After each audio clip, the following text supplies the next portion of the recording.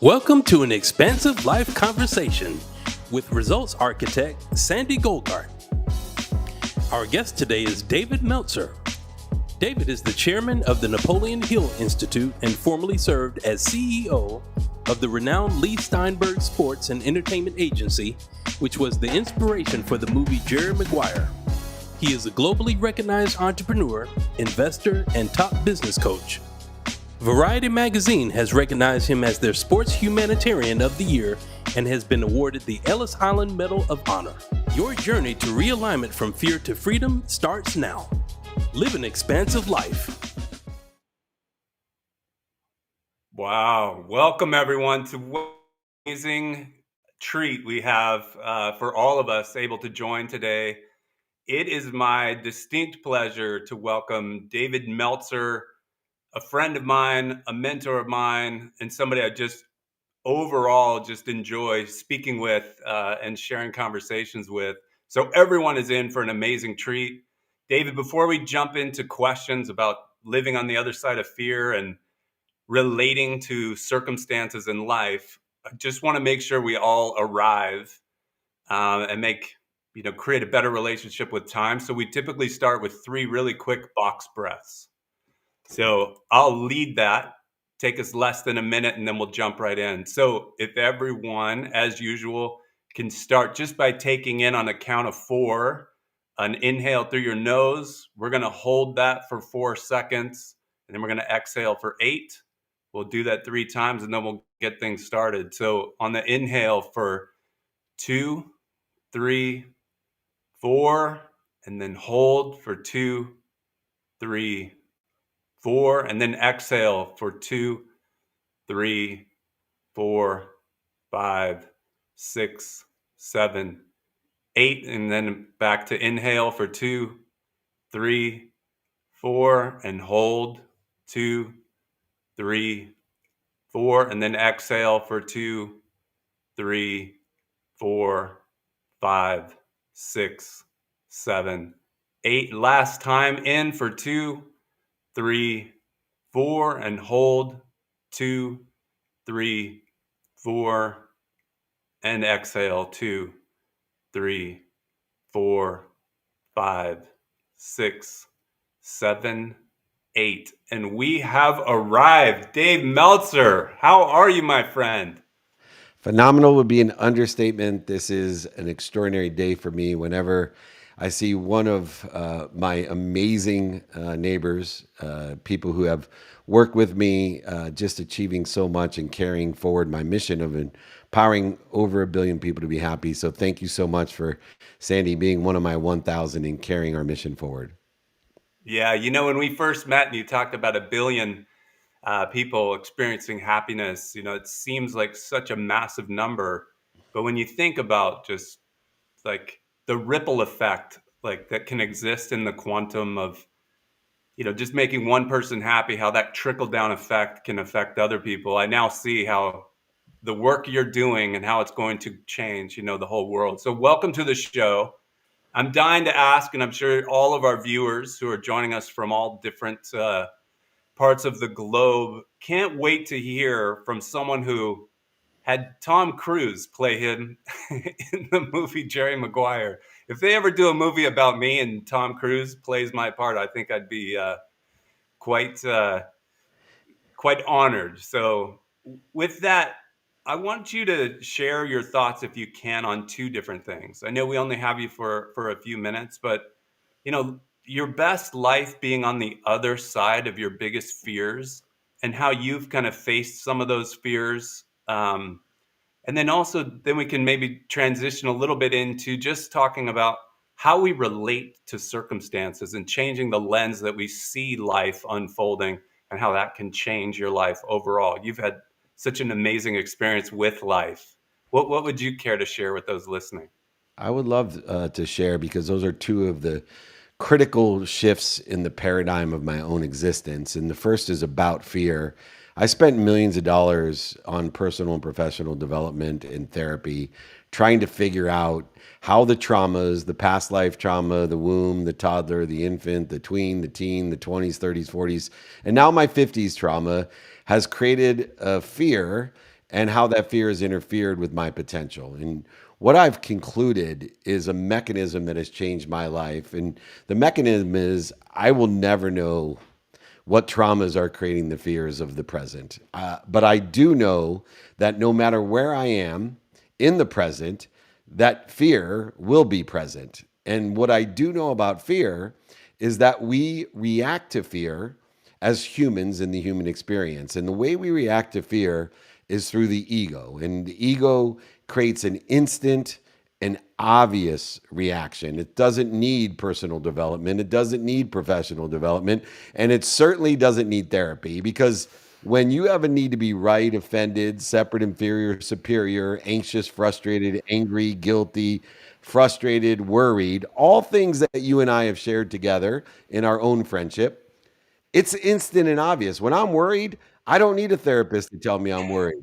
When I'm pissed off, I don't need a therapist to tell me I'm pissed off. But where this paradigm is shift for me in the relationship with fear interfering with my potential is that we must focus on our response to the instant and obvious, our response to the reaction to fear. And there's only one response, and I've defined that as free will in the human experience. And that definition stems from the only way to shorten the distance of resistance that the reaction to fear has in our lives when we have this separate, inferior, superior type of reaction, and it's to stop. Now, that seems really simple, but I want to remind everyone the simple things to do are simple not to do. And when you're in the heat of an argument, when you're worried about the future, it's not so simple to tell ourselves stop, and let alone to actually stop. The second is to drop, to breathe through our nose. The four breath work that we just easily do is one of the mechanisms that we can use to drop down to ease, to center, to remind, remember, and recollect with God, with Source, and be at ease so that we can roll into the divine direction. In other words, my simple relationship to fear is when my mind, body, and soul are on fire, it's instant and obvious. I know that it is a reaction to fear. I don't give a shit what I'm afraid of, but I know I'm reacting to fear. I know my mind, body, soul are on fire. And everybody knows when you're on fire, you need to stop, you need to drop, and you need to roll in your divine direction towards your potential. And that epiphany of a paradigm shift of fear has changed my own path and has allowed me to spend the majority of the time in divine, either a divine detour or divine direction, and stop interfering with my potential. So now when I have those natural reactions to fear, I only spend minutes and moments accelerating in the wrong direction, creating cortisol in my own system. I now spend more time in the divine. That's so beautiful. I love it. I think, a lot of times when we hear something like that, it sounds so easy, as you mentioned. Simple But things. when you're in it, it's very difficult to really remember because, things are pumping, you got adrenaline. One of the mechanisms I've been able to put into my life is realizing that life presents us with people and circumstances to show us where we're stuck or not free. So every time now that I get that feeling, I'm able to remember, oh, this is just showing me where I'm stuck. It's not the person over there who has the problem. They're a divine being. They're just being. I'm the one who has the issue. So let me recenter, and magically they will recenter. So that brings us to the next part of the conversation, which is just how we relate. Talk a little bit about how you've learned to relate to circumstances in your life and how that's changed your trajectory. Well, most recently, especially even since the time that we were working together, circumstances and uncertainty have played a critical role in my own growth. And what I mean by that is, as you know, I've always been, my love language, I should say, has always been time. And so here's how I've developed my own framework and strategy with circumstance. I believe that we are having a human experience that is bookended by our heart starting and our heart stopping. And that's, to me, the definition of the human experience. Everything else can fail. Your eyes, your knees, your nose, Your hair can fall out, but you're still having a human experience.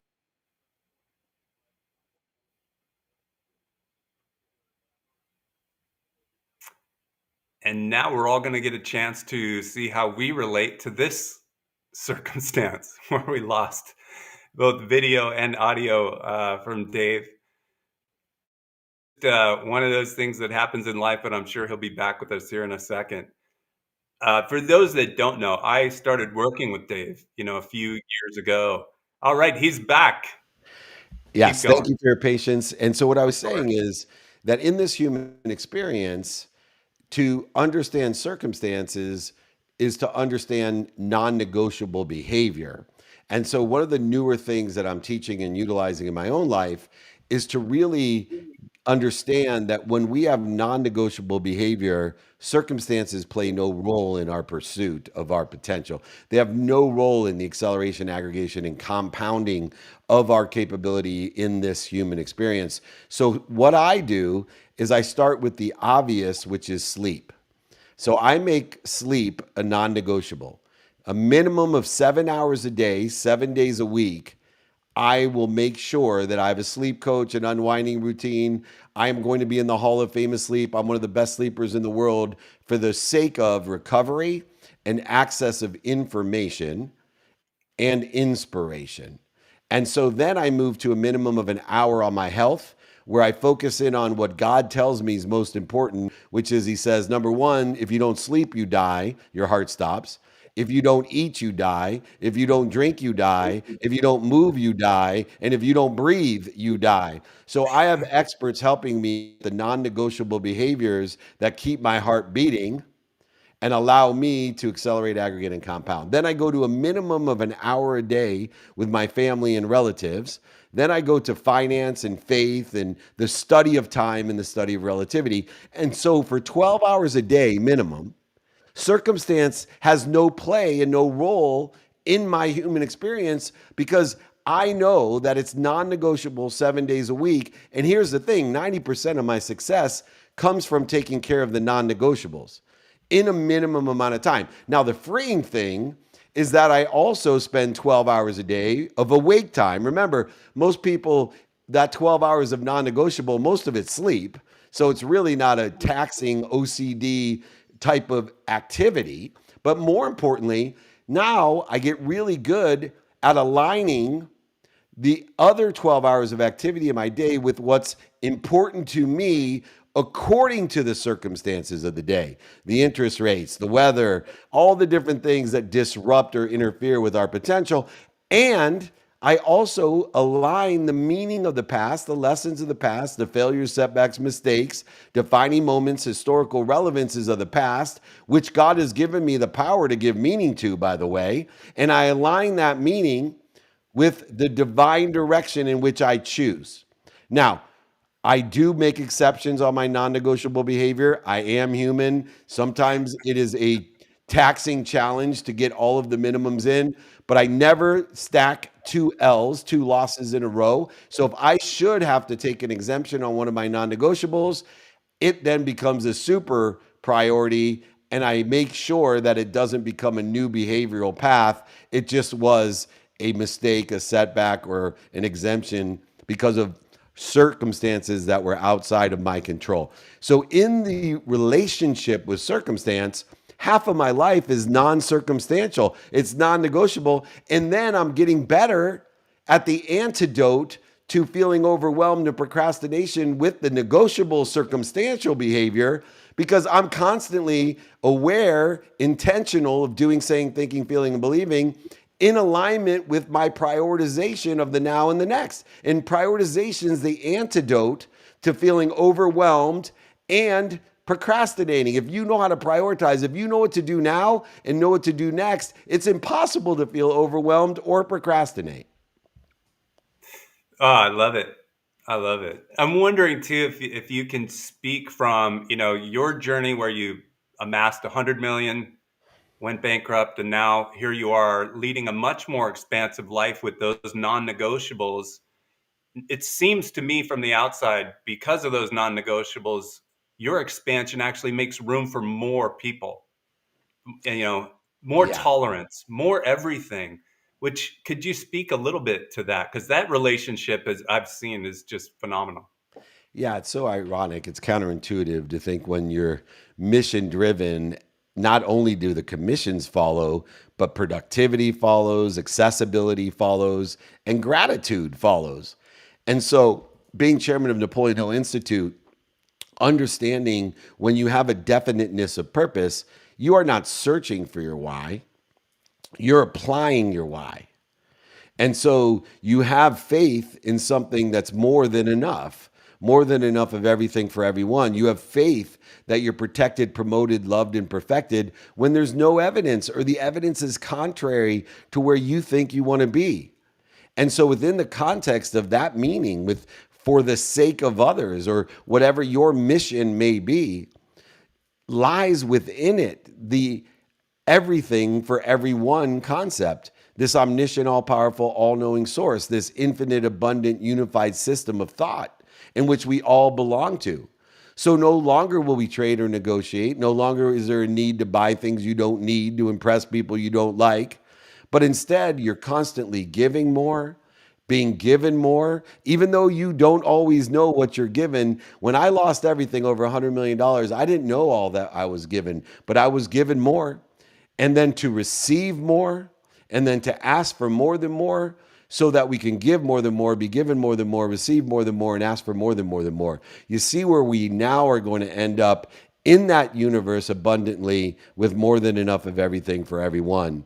And this is a perspective that is not only one in which requires you to pay attention, but it also demands, or I should say commands, works with the universe, command, the intention to do, say, think, feel, and be, because the mathematical equation of luck, Sandy, is what we pay attention to and what we give our intention to equals the coincidences in our lives, the coinciding, the commanding of our lives, the coincidences that others deem to be luck, and it's not. I always say, don't call me lucky when I have failed more times than you've tried.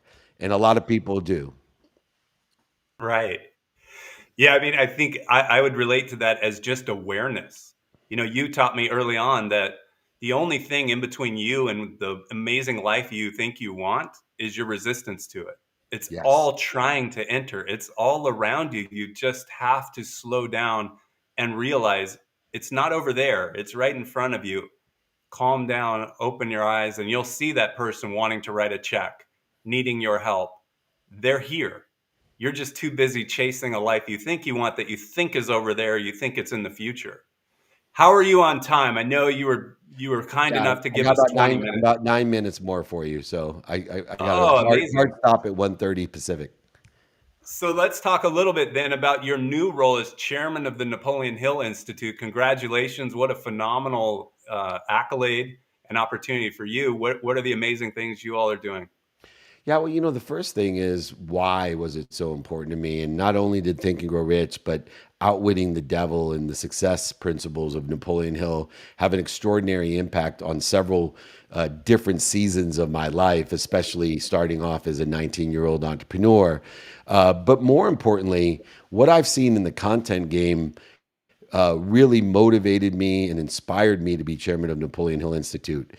I see some of my great mentors like Bob Proctor and Dr. Wayne Dyer, Deepak Chopra, that because they did not create a social silo, they did not perpetuate their content on the digital format, and they are not promoting it, all of their lessons are getting lost in the noise. And unfortunately, there's a lot of 19-year-old life coaches out there trying to pretend like they're Bob Proctor, Wayne Dyer, and Deepak Chopra, and they're not.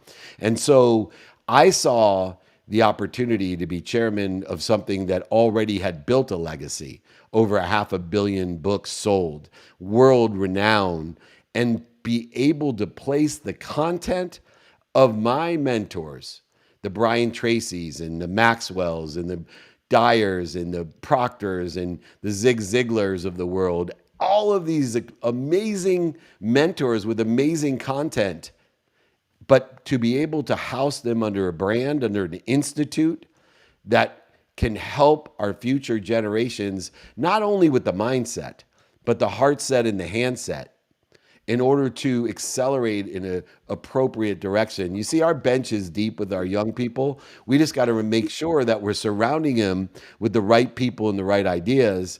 And those were the people that have instilled an empowering state of mind, heart, and handset that helped me and has helped you not only achieve in our personal, professional, athletic lives, but in our spiritual journey as well, to make life easy, as you mentioned earlier, by identifying the dis-easy.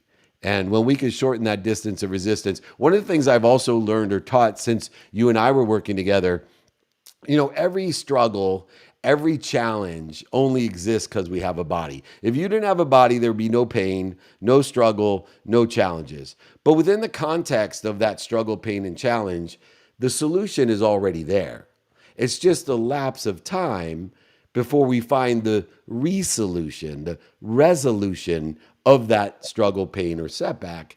And so what we want to do, as you suggested, is shorten that distance of resistance between the struggle and the resolution, the resolution, by seeking wisdom, which is what my intention is of running the Napoleon Hill Institute, but also with faith.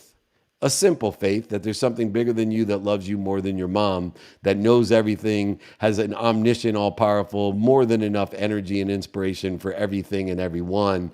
And when you start realizing that, if you could have met Sande Golgart when I met him, and the conversations that were stuck in a vacuum with his boss and his owner of his company and these business deals, and then to see him today in an expansive life, empowering others, and so much ease, your energy and your entire frequency has changed dramatically. Don't I know it?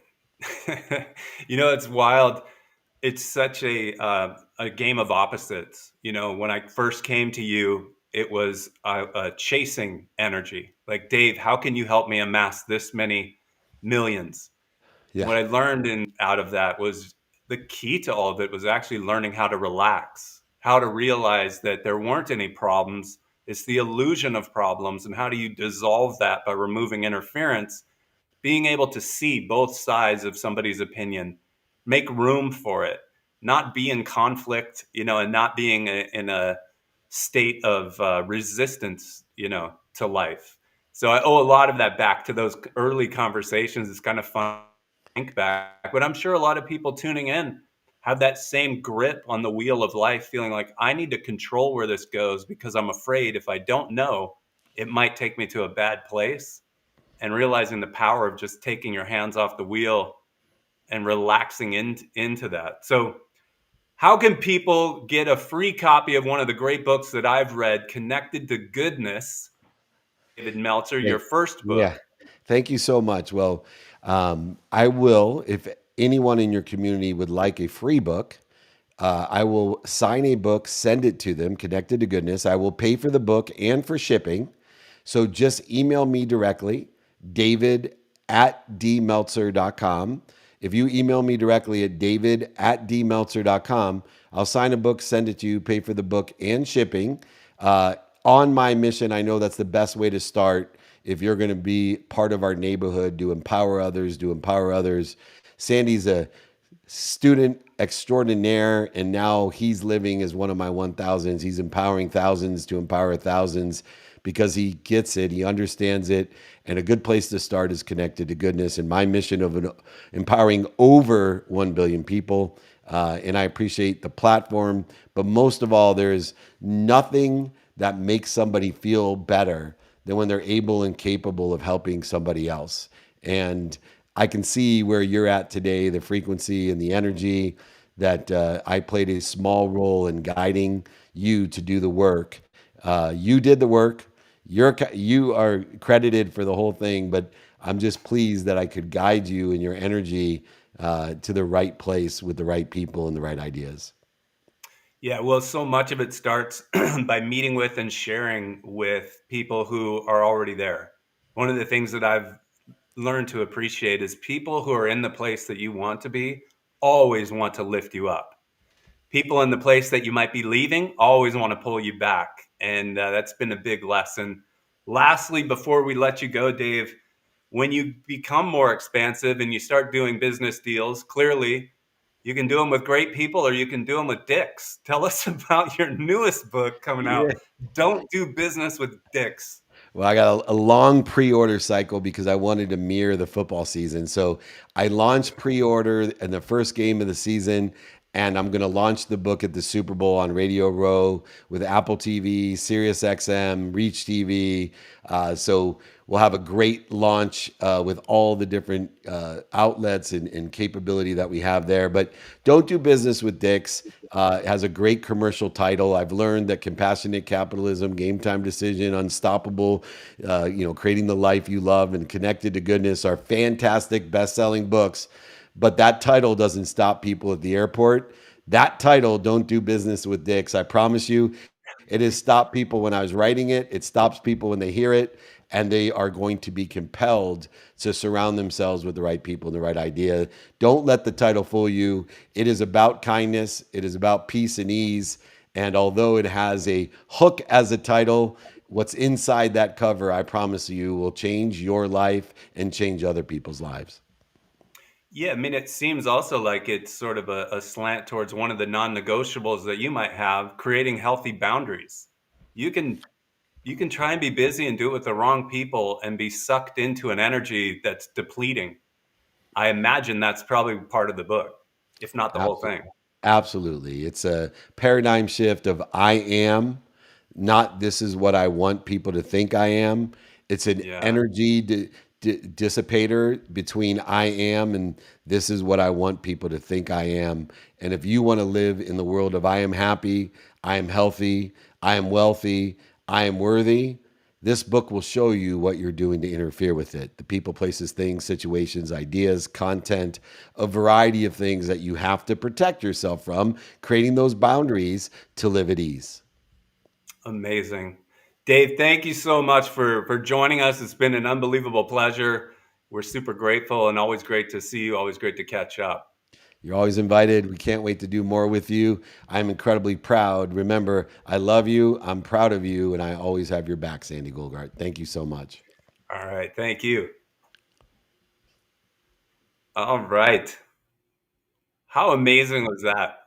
So, Dave is somebody that I started working with at a point in time in my life when I felt like I'm not sure how this is all going to go. Where does the rest of my life lead? I was actually in a place where I was trying to think like, do I just put my landing gear down? Have I accomplished what I came here to accomplish?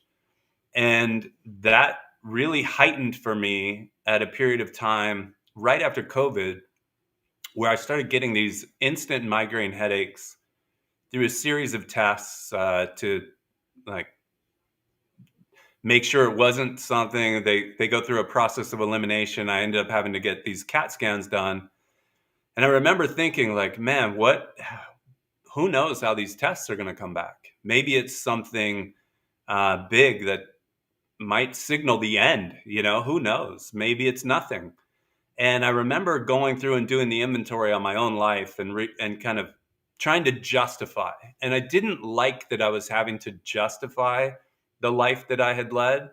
I've lived an amazing life to that point, been around some amazing people, have two unbelievable kids. Like I had a lot that I could point to, but I had a feeling like deep in my gut that many of you watching may also have, where I felt like I've never really tapped into my purpose at the soul level, like what I was truly here to do. I'd spent some time, selling commercial real estate, serviced real estate. I'd spent some time in insurance. I'd spent some time in modular building, other places. And I just could feel that I knew I'd never emptied the tank or emptied my karma in what I was really here to do. I was not here to do those things. I was doing those things to chase money, chase titles, and do what I thought represented success because that was the level of awareness that I had at the time. And I was simply just doing the best that I could.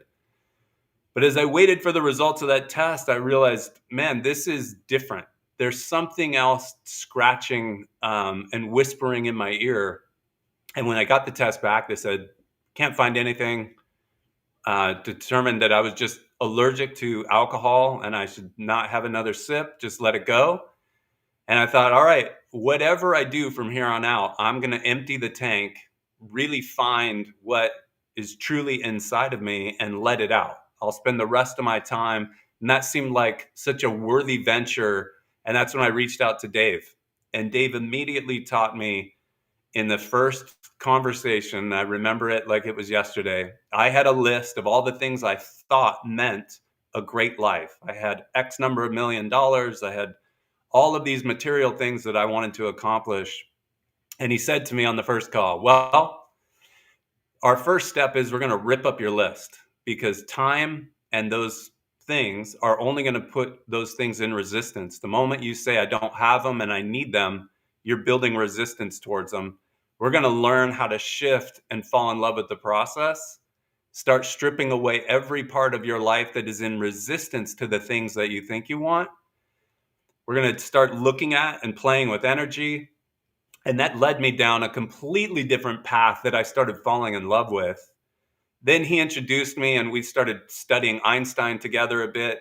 The concepts that Einstein was coming up with, the theory of relativity, which he just talked about, how many people can view the same thing differently and relate to the same circumstance differently. And that just started to change my entire life, my entire trajectory. So I personally will forever be grateful for that initial work that I did with David, who continues to do, amazing work. But after that, one of the things he started pointing out is that every time we talked, he was able to point out the things you want are signals of fear. Like you're trying to fill different voids inside of you because you're not really becoming your true self. And he started to really challenge the way that I was thinking about myself, my being. And I will tell you, the thing I was most afraid of, I was most afraid of finding out who I really was. So I had friends, business colleagues, peers, bosses, and they would all say, like, everything in your essence is about growth, about love, and about freedom. And I would say, yeah, I know I feel that, but there's no money in it. Like, I need to go do something where I'm chasing money. And I need to be a VP, EVP, SVP, the CEO, president. That's where the money is. And so I started putting on these veils of being a business guy. And I was okay at it. I'm not going to say, I never amassed $100 million like Dave did in his first iteration of his life. But I was pretty good. I was probably much better at leading teams, but I wasn't this exceptional business person. I could play the game. I could get into the game of manipulation and kind of manage my way through it. I held a bunch of titles. I led a lot of people and made a decent amount of money.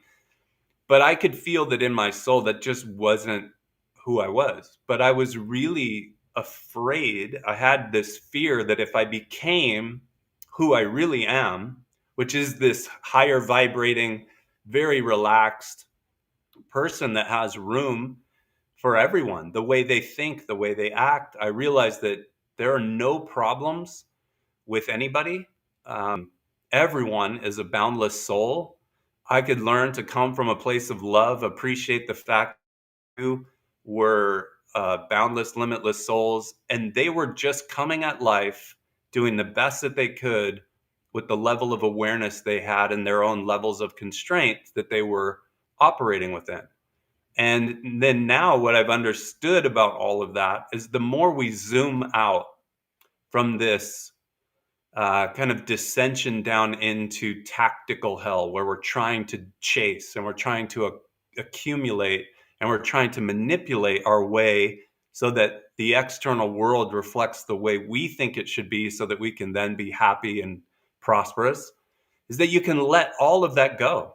You can stop playing the exhaustive game of trying to see the world the way you think it should be operating so that you're okay.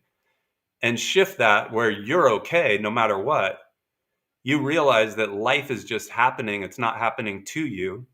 Start to pay attention to things like patterns and abundance and expansive ways of living and seeing life. And you realize I'm on the most amazing planet, having the most amazing opportunity to treat this like a playground.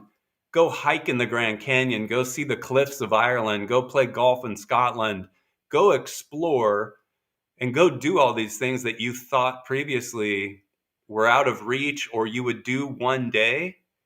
And I realized I'm just going to start marking these things on my calendar and start knocking them off. And then lo and behold, Jesse Itzler is then introduced to me, and he's got this whole way of living a more expansive life. He and Sarah Blakely, his wife, probably lead the most expansive life of anybody that I know, with the businesses they've operated, the communities they've built, and the way that they go about helping people live an amazing version of their own life. Just then blew the doors open so that I could start experiencing those kinds of things, but also do them with amazing people, and then make room for everybody, and then start to transition to how can I take what I now know, not just from a knowledge base, but I've then experienced, I've stripped away layers of interference, fear, and resistance so that I can confidently step into that and start helping people. So one of the things, again, that I was very much in resistance to was this idea of coaching, especially like life coaching. Again, I thought, I don't know how much money's in it, but the whole industry kind of rubs me the wrong way. And who am I to tell people how to live their life? But that's when the idea and the ability to start visiting, like, where's that coming from? Where have I created the relationship to coaching and life coaching that makes me feel that way about it? And I started to take inventory, and I could see, there are a lot of people in the industry that I don't particularly care for the way they approach it. You know, they're trying to get you to follow one structure, do it their way, and try to tell you how to live their life. They're trying to show you, hey, look how interesting I am. Don't you also want a life like mine? And those were all the things that I thought, I don't ever really want to be a part of that. What I really want to be a part of is helping to unlock those same levels of resistance within people so that they could start taking on their own version of what an expansive life would mean to them.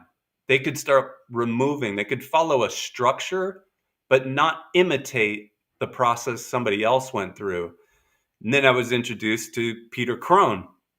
And so through those synchronicities, Peter's the one who's helped me the most to realize that life just presents you with circumstances and people to mirror back to you every way that you're stuck, that you're not free. So anything that triggers you, anything that makes you feel uneasy, whatever it is in society, could be political, could be sexual, could be money, could be whatever it is that kind of has you feeling uneasy. That's simply showing you where you're stuck. It has nothing to do with what's over there. That started to give me a whole nother level of layers showing me where I was stuck in my life, where I wasn't okay with certain things. And I started to realize there's no problem with anybody. Nobody's wrong. They just have their perspective based on their life experiences, their circumstances, for how they relate to a circumstance. And then they develop their opinion. And from their opinion, that's kind of where they create their beliefs. It doesn't mean they're wrong. I've never lived their life, gone through their circumstances, and seen life or circumstances from their perspective. And it started to help me really develop new layers, new levels of empathy and then to realize too, now with awareness, if somebody's really interested in zooming out and getting a bigger picture of life, I now have a system to help them back up, zoom out, recognize where they might be stuck so that they can have a more expansive view, more expansive understanding, and unlock a layer of freedom or levels of freedom in their life so that they realize I am completely free. I can go do whatever I want to do, and I can start living from a place of choice.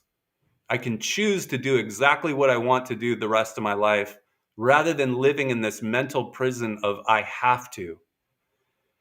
And when you get that, when you reach that level, for anyone, um, tuning in or leaning into this conversation, when you realize that you don't have to do anything, that you realize the world around you is a world of manipulation, not because it's bad, that's just the way most of society works. They're trying to get you to behave a certain way so they can be okay.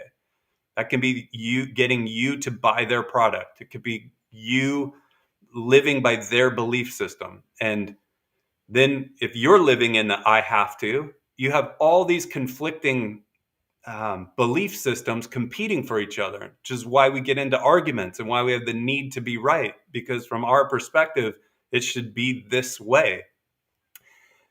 That can be a pinball machine inside your head that just has you going kind of crazy. And now you're living from these narratives that I have to do X, Y, and Z. I have to do this kind of work. I have to meet this kind of person. I have to have a partner. I have to do, you fill in the blank, and you probably understand where I'm going with this, versus realizing I don't have to do anything. I am completely free to be exactly who I am and discover deep inside of me exactly who I am. And once you let out into the world who you are, you will realize how unbelievably powerful you are in the best possible way when your authentic self gets to show up, make room for people, have the ability to be present, really listen and sit with people as they're explaining their perspective of life, their opinion about circumstances. You can really start to understand, man, where that comes from. And people ask me all the time, okay, great, that sounds really neat and kumbaya and amazing, but how would that translate to me making more money? How would that translate to me in my business role? And that again helps me understand, as I'm listening and being present, they have a fear that if, again, I'm my true self, will I still be able to make money? Will I still be able to chase these things that I think I need to be happy? And that's one of the things I now excel at, is getting them to understand. Imagine how much better you would be at creating the life you want when you don't need anything. Think of the things you wouldn't put up with from a partner, from a boss, from a circle of friends. If you didn't need them, you didn't need them to tell you you were doing a good job. You didn't need a partner because you're so in love with yourself that you could say, hey man, if it doesn't happen, it doesn't happen. I'm not going to compromise anything because I feel the need for something. That level of freedom creates what so many people are chasing, which is that law of attraction.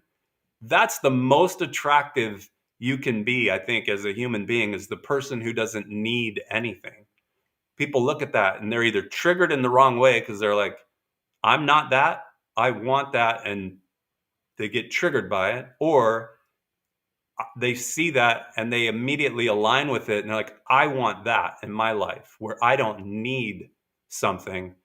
And when you don't need it, it's amazing how much it flows, back into your life. So that's a little bit of the journey, how I got to know Dave, the impact that he's had, on my life. He's a phenomenal business networker, connector, overall great human being. I would say there's no catch to his offer. Go email him at david@dmeltzer.com. Tell him your name, give him your address, and he will write you a handwritten note, sign the book, and send it, completely free of charge. His book, Connected to Goodness. And it's a great way to start introducing some of these concepts and seeing if it's right for you. And immediately you'll determine whether any of it makes sense for you right now in your life. And then I'm, of course, looking forward to reading his new book with the catchy title, Don't Do Business with Dicks. I think that one's going to be a show-stopping kind of book. So with that, I am going to go ahead and close out this amazing time that we have together. I want to say thank you to everybody for taking time out of your day. It's not lost on me, all of the things that you could be doing, but you chose to show up. I really genuinely appreciate that, and I hope you got something out of today's expansive life conversation. Next week on Tuesday, we will have another amazing guest, Chris Houth, somebody I met at Jesse Itzler Adventure Club. He led us through the Grand Canyon. He led us through the Pinoti Trail in Atlanta or outside of Atlanta. He and I had an amazing conversation during 29. He's just an all-around amazing guy. Previous Olympic swimmer, triathlete, coach of Rich Roll. Just a phenomenal person who understands so much about living an expansive life. If any of these topics or concepts make sense to you, you want to dive into it further, he's a great listen, because like a lot of people, you might think a triathlete, former Olympian, might show up with a ton of masculine energy of just do it, ignore the way you feel. He's the exact opposite. And he is all about opening up the spiritual experiences that you can have on the mountain, in the canyon, ascending Everest, or doing whatever it is, riding your bike across country. He's done it all, but he really understands balancing the energies and being able to access the appropriate energy at the right time to give you exactly what you need to be the most effective, most powerful version of yourself. So look forward to that. Tune in next Tuesday. We'll be back at our normal time. So we'll send out the link and look forward to seeing you all then. For now, thanks again for joining, and signing off, Sande Golgart. If you want to explore any of these topics further, you can reach me at sandegolgart.com. You can schedule a free consultation. If you want to go directly to that portion of my website, it's sandegolgart.com/consultation.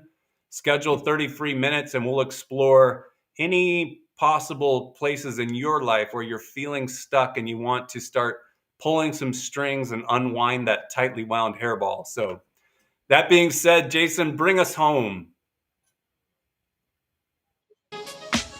Thanks for watching an expansive life conversation. Don't forget to like, comment, and subscribe. See you next week.